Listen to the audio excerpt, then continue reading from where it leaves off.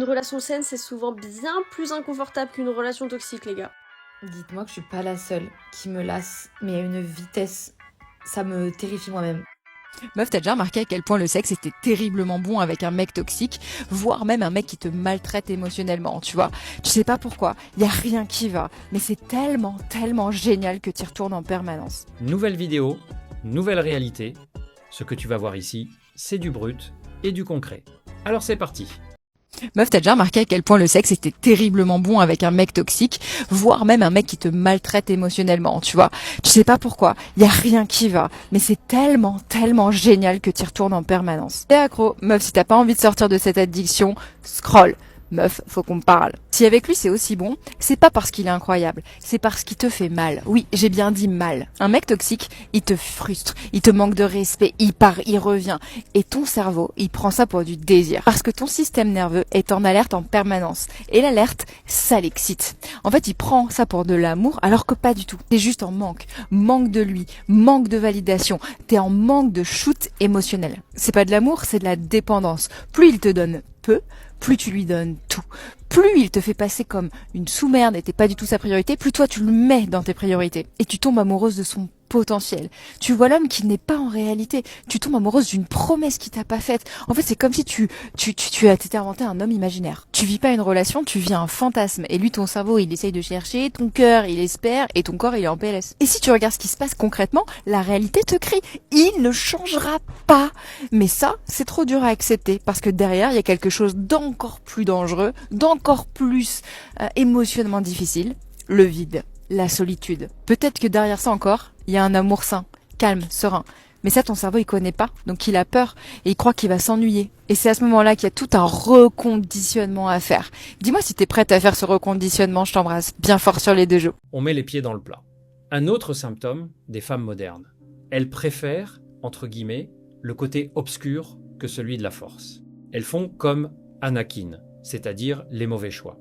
Sauf qu'au final, elles ne tirent aucun pouvoir de ces relations, contrairement à ce dernier. Mais en réalité, quand elle dit « tu es attaché parce qu'il te fait mal », non, ce n'est pas ça. Ce n'est pas parce qu'il lui fait mal. C'est parce que c'est un gars qui d'abord lui plaît, certainement sur le plan physique. Donc elle est déjà attirée par lui physiquement, et aussi surtout parce que il y a une sorte d'excitation à dompter le cheval sauvage. Elle veut savoir si elle pourra le grimper, mais en attendant, vu qu'elle n'est pas sûre, elle reste dans cette incertitude, et c'est cette incertitude qui lui provoque de l'excitation et de l'attirance.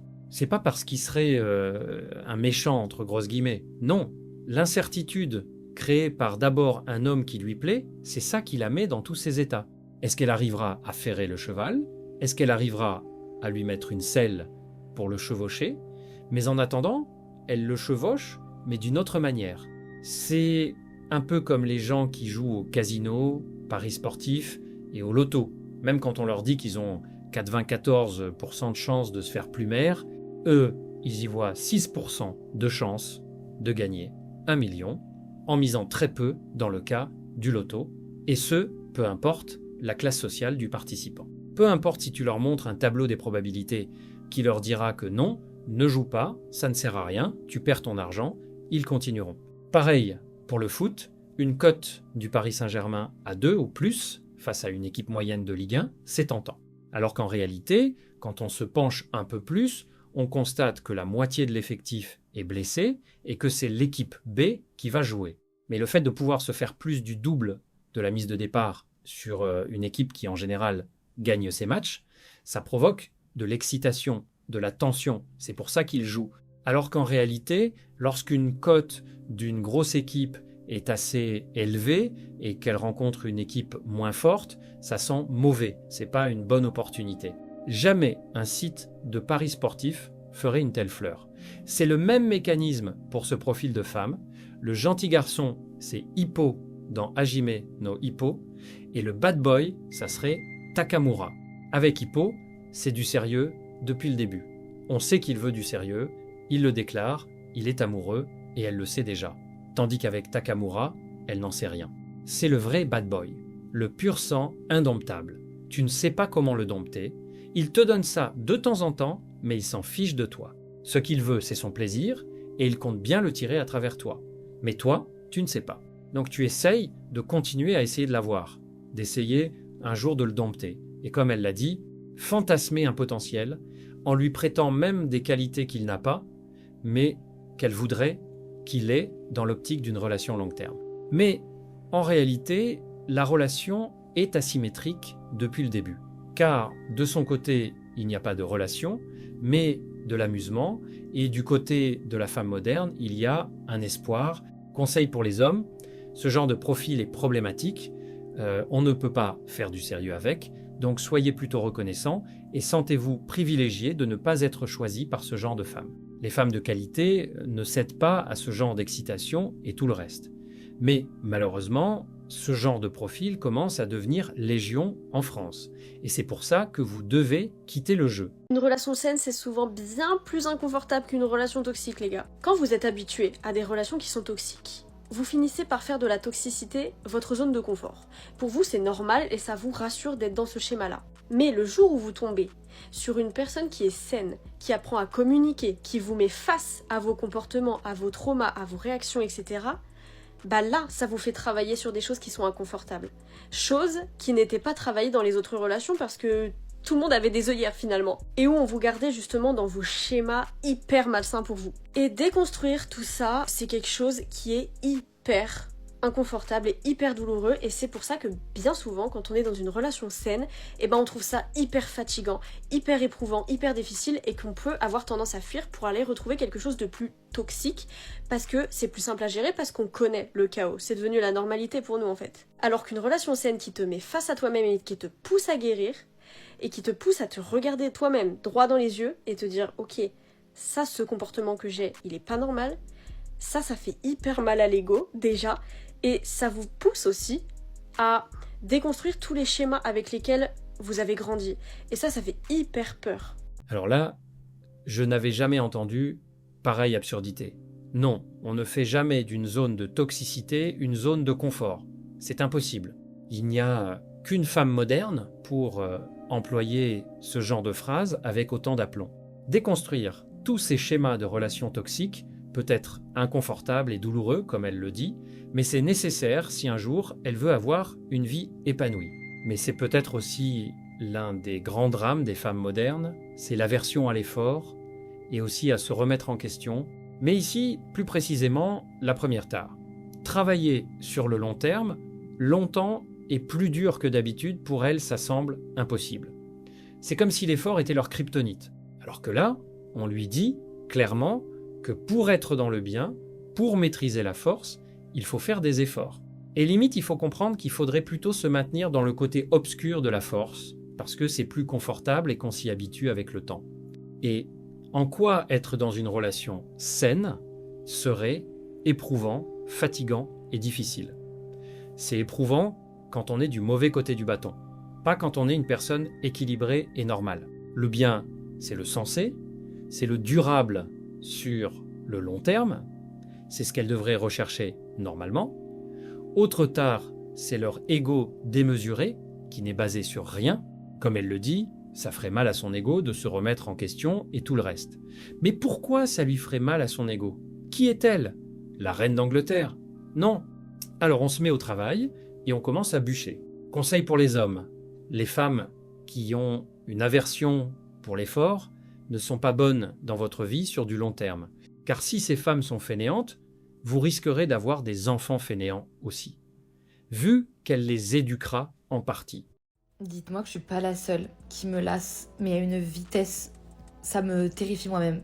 Dans toutes mes relations, j'ai toujours eu besoin de voir hyper régulièrement la personne, et je sais que c'est pas un schéma qui me convient parce qu'on rentre très vite dans une relation passionnelle, fusionnelle, et on sait que ça veut souvent dire aussi toxique, j'en peux plus de ce mot mais vous savez, et du coup j'essaie tant bien que mal de sortir de ça et d'être plus mesurée, de prendre le temps et tout. Je n'y arrive pas. En fait, quand je prends le temps, je me lasse, voilà. Moi, il y a vraiment une phrase qui me définit à la perfection, c'est loin des yeux, loin du cœur. Si je ne te vois pas régulièrement, je t'oublie. Et c'est pour ça que je suis incapable de faire des relations à distance. C'est parce que, ok, au début, tu me manques et je suis au bout de ma vie et tout, mais très rapidement, bah c'est bon, je passe à autre chose et je papillonne. Et en fait, l'herbe est plus verte ailleurs parce que toi, t'es pas là et que j'oublie ce que je ressens quand je suis avec toi. Et c'est très compliqué. J'essaie de me forcer à ne plus vivre des relations aussi passionnelles qu'avant parce que à chaque fois, ça mène à des trucs pas sains, mais je ne peux pas faire autrement. Et je sais que c'est mon cerveau qui me joue des tours et je me force à me dire mais non, tais-toi, c'est bien de faire comme ça, c'est bien de prendre son temps, il faut pas machin. Et c'est juste que j'ai une capacité de concentration relativement faible, très très faible dans tout, et en fait même dans les relations amoureuses. C'est pour ça que... Et c'est même pas une question d'amour parce que parfois, j'étais dans des relations où j'étais vraiment folle amoureuse du mec quand j'étais avec lui, mais je pars 2-3 semaines, après je suis en mode oui, bon, voilà quoi. Oui, je l'aime, mais j'oublie quoi, mais c'est fou. Mais ça me gave, je sais pas quoi faire différemment. Est-ce que c'est parce que en vrai, je suis pas si amoureuse que ça, ou est-ce que c'est comme ça quoi, je me lasse, c'est tout, je peux rien y faire. Et je pense que c'est aussi pour ça que j'ai besoin de quelqu'un qui me tient tête, qui me séduit, avec qui c'est pas sûr, parce que quand c'est acquis, je vais aussi me lasser. Moi, j'ai besoin de douter, de me poser des questions et tout, et en fait, à distance, mon cerveau, il part ailleurs, quoi. Donc, faut que ce soit et intense et tout, et on se voit souvent, mais pas trop souvent, parce qu'après, ça part en couille. Voilà, là, mais je vais jamais trouver quelqu'un qui va matcher ce mood-là, c'est impossible. Si, quelqu'un de toxique, quoi. Tous mes ex, super. Il y a un problème dans son discours. Non, une relation passionnelle et fusionnelle ne veut pas forcément dire toxique. D'ailleurs, je ne vois pas ce que ce mot vient faire là, dedans. On dirait que ce mot est employé à tort et à travers. Un problème qu'ont les femmes modernes, c'est ce constant besoin d'attention et de stimulation. Elle le dit elle-même, loin des yeux, loin du cœur. Si tu ne lui donnes pas de l'attention, elle t'oublie et elle papillonne. C'est ce qu'elle vient de dire. Donc le mythe que c'est les hommes qui sont infidèles, les hommes qui sont des charauds et tout le reste vient de tomber, les femmes aussi, mais c'est juste beaucoup plus discret. Normalement, quand elle sait tout ça, elle devrait éviter de se mettre en relation et travailler sur elle-même et revenir sur le marché. Mais elle a tellement besoin de validation et d'attention des hommes qu'on dirait que c'est impossible pour elle. Et quand elle dit elle a besoin de quelqu'un qui lui tient tête, qui la séduit et tout le reste, en réalité, elle a surtout besoin d'aller dans la salle du temps pour travailler sur elle et d'ensuite revenir sur le marché. Le problème, c'est pas la voiture. Le problème, c'est le chauffeur. Il faut qu'elle augmente ses compétences de pilotage. Le fait que les hommes qu'elle fréquente lui donnent de la validation immédiatement est un problème. Et ça, normalement, on est censé le savoir, oui, c'est vrai que donner de la validation tout de suite, c'est courir à sa perte. Les femmes vivent pour la validation et l'attention. Si tu lui donnes la validation directement, elle n'a plus aucun intérêt à te prouver sa valeur. Et la validation, ça se fait à petite dose, normalement, et surtout, ça se fait quand ça se mérite, et non à tout bout de champ. Et ça, il faut le comprendre. Et elle finit la classique, ses ex étaient toxiques. Mais elle, un petit ange tombé du ciel. Conseil pour les hommes, même quand vous serez à l'étranger, comprenez bien quand même que l'attention et la validation pour une femme, c'est son carburant. Et ça se mérite. C'est vous le capitaine du bateau, c'est vous Jack Sparrow. Donc, les moussaillons ont une part du butin, certes, mais elle doit se mériter. Maintenant, passons à un sujet beaucoup plus croustillant et beaucoup plus intéressant, et qui finalement serait peut-être le début de tout. Alors très peu de personnes comprennent ce que je vais dire dans cette vidéo. Je pense que vous avez tous auprès de vous ce qui sera sans doute les femmes de demain, et il faut absolument pas qu'elles reproduisent les mêmes erreurs que les filles d'hier, et encore moins que celles d'aujourd'hui. Moi, je me pose beaucoup de questions sur le corps de la femme. Je me suis demandé pourquoi autant de contrôle. Il y a quoi derrière? Et il y a une question qui m'est venue. Je me suis dit, est-ce que le contrôle du corps de la femme bénéficie à l'ordre mondial? Il est intéressant de savoir si les femmes sont capables de répondre à cette question elles-mêmes. Alors les filles, dites-moi en commentaire ce que vous en pensez. Vous savez ce qui est fascinant dans le contrôle? C'est que le contrôle le plus puissant de ce monde, c'est celui qui n'est pas remarqué. Et aujourd'hui, moi, je vais vous parler d'un système qui est tellement bien huilé, tellement bien déguisé, que les victimes les plus fidèles, les femmes, sont aussi les meilleures ambassadrices. Dans sa vidéo, il vous dit que le corps de la femme est contrôlé. C'est vrai, mais c'est incomplet. Parce que lui, le contrôle dont il vous parle, c'est celui qui sert à minimiser des actions, parfois réduire au silence, invisibiliser même, dans la plupart des cas, ou alors garder un œil dessus. Et moi, quand je vous parle du corps de la femme aujourd'hui, c'est la valeur. Du coup, j'ai fait mes petites recherches et écoutez bien ce chiffre. Les femmes assurent 75%, j'ai bien dit 75% du travail non rémunéré dans ce monde. Les femmes assurent 75% du travail non rémunéré dans ce monde. Soins, éducation des enfants, charge mentale, domestique, 75%. Et aujourd'hui, si on monétise ce travail au prix du marché, on parle de 10 à 15 000 milliards de dollars par an. Et ça, c'est annulé, offert, c'est gratuit, c'est invisible. Donc déjà à ce niveau-là, est-ce que le système a réellement intérêt à ce que les femmes se réveillent? Oui, parce que pour vous, le vrai réveil, c'est la rébellion. Montrer son corps comme on le souhaite, pouvoir en faire ce qu'on veut, etc., etc.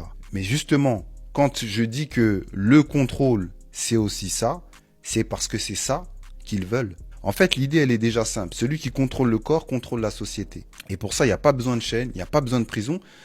Il suffit juste d'intérioriser vos propres limites. Tu te réveilles toi-même, tu deviens ta propre geôlière. Et entre guillemets, ça va être ça, le vrai génie du système. Vous n'allez pas être enchaîné. En fait, on va essayer de vous convaincre que les chaînes, c'est la liberté. J'en ai déjà parlé, mais par exemple sur les réseaux sociaux, si on prend les algorithmes d'Instagram et TikTok, ils vont amplifier par exemple les contenus féminins basés sur l'apparence, bien plus que les contenus masculins. Et ça, c'est pas un accident, c'est pas du hasard. Pour moi, c'est du design. Le message qu'on vous renvoie, c'est ta valeur, c'est ce que tu montres. En fait, inconsciemment, on va enseigner aux femmes que la disponibilité, c'est une vertu. Être là, être douce, ne pas trop demander. Et à partir du moment où une femme ose poser ses conditions, ose poser ne serait-ce que des refus, une manière différente de penser, on lui colle une étiquette. Parce qu'elle devient imprévisible. Et une femme qui devient imprévisible, le système n'aime pas. Par exemple, dans le monde professionnel, tu as des études qui montrent qu'une femme assertive, il va être perçue comme difficile. Là où un homme, dans la même posture, va être perçu comme un leader. Et ceux qui connaissent ça savent que ce biais a un nom scientifique. Mettez-le dans les commentaires si vous le savez. Maintenant, quand on parle de profit à ce que lui appelle l'ordre mondial, parlons juste de l'industrie de la beauté. C'est juste 600 milliards de dollars par an. Vous pensez qu'on vous vend des produits? Non, on vous vend pas des produits. En fait, il y a beaucoup de femmes qui ont compris, et c'est pour ça que elles s'en servent beaucoup moins, c'est qu'aujourd'hui, les industries cosmétiques, et en tout cas tout ce qui concerne la beauté, on vous vend l'idée que vous n'êtes pas suffisante telle que vous êtes. Alors du coup, on va mettre en place une société où les femmes qui vont être mises en avant vont créer des complexes chez vous. Vous poussez à vous maquiller un peu plus, à faire de la chirurgie. Résultat, une femme qui doute va consommer beaucoup plus. Et une femme qui va douter va en l'occurrence chercher de la validation. Et une femme qui cherche la validation devient prévisible. Inutile de vous dire ce qu'elle fait, en général. Et une femme prévisible, c'est une femme qu'on peut gérer. Maintenant, je vais essayer de terminer ma vidéo avec les femmes qui ont compris le système. Celles qui sont justement devenues imprévisibles. Et vous savez c'est quoi leur premier mouvement? Elles ont juste arrêté de jouer sur tous ces terrains-là qu'on leur avait assignés. Et je pense que vous connaissez tous cette phrase, parce qu'elle est mythique quand même, de Simone de Beauvoir qui vous dit « On ne naît pas femme, on le devient ». Et en fait, juste dans cette phrase, il y a cette forme de libération absolue. Parce que justement, on t'aura appris à devenir et tu peux choisir de ne pas le devenir. En fait, il faut savoir que les femmes qui réussissent vraiment ne sont pas celles qui réussissent en copiant le modèle masculin. Ce ne sont pas celles non plus qui réussissent à séduire le système et la société. Il faut juste regarder que ces femmes-là qui s'affranchissent font pratiquement toute la même chose. Elles arrêtent de donner ce que la société attend d'elles gratuitement. Leur temps, elles vont le valoriser. Leur énergie, elles vont l'orienter. Leur corps, appartenant à elles seules, pas un seul regard, pas une seule attente. Elles vont d'ailleurs investir dans leur indépendance financière comme si leur vie en dépendait. Et justement, elle en dépend. Et d'ailleurs, ces femmes-là, la plupart du temps, vont refuser la compétition entre femmes. Diviser pour mieux régner. Elles ont compris que ça servait à rien. En fait, il y a beaucoup de femmes qui ont compris que la sororité stratégique, c'est une arme compétitive. Et surtout, je cesserai de le répéter, elles ont arrêté de chercher la validation externe. Et le tout pour construire, entre guillemets, leurs décisions sur ce que je vais appeler, moi, une cohérence propre à elle, une cohérence interne. En fait, c'est simple. Une femme qui n'a plus besoin que tu la prouves, tu ne sauras pas comment la manipuler. Alors, est-ce que le contrôle du corps de la femme bénéficie à l'ordre mondial? La réponse est oui. Et ça, je vous le réponds sans ambiguïté, sans nuance. Parce que justement, le corps de la femme est une économie à elle seule. Aujourd'hui, faire peur à la femme, c'est un marché. La rendre complexée, c'est un marché. Faire en sorte qu'elle s'expose, qu'elle se montre, qu'elle cherche la validation, c'est un marché. Et le jour où les femmes arrêteront de se battre contre le système et commenceront justement à construire en dehors de lui, ça sera la dissolution.